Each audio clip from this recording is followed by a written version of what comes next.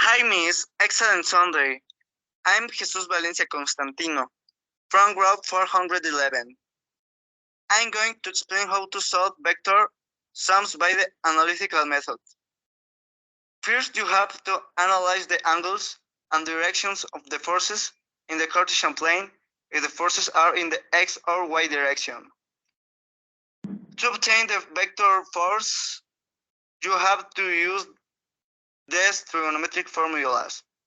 You start with the forces of A after you have identified the direction of the forces you want to find. You substitute the values into the formulas and so up to force D.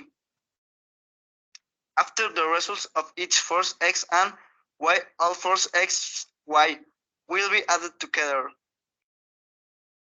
Once the total sums of the forces X and Y is obtained, a formula of the Pythagorean theorem Y they use, which will lead or use the resultant force we want to find. The resulting force was 23.86 newtons. To find the angle of the resultant force, you have to draw a triangle where the total results of the force X and Y is the case. X is 8.34 newtons and it is minus 22.35 newtons. So now you know which is the opposite side and which is the adjacent side. Is the scientific calculator. You put shift and then put tangent, it will appear tangent to the minus 1 and divides opposite leg over adjacent leg. After the result you have to present the commas and angles.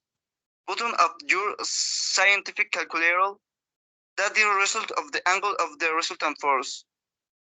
To conclude, why do you protector on the Cartesian plane draw the angles starting from the beginning and following and directions of the first Cartesian plane? At the end, I shall give you the distance on centimeters of the resultant force.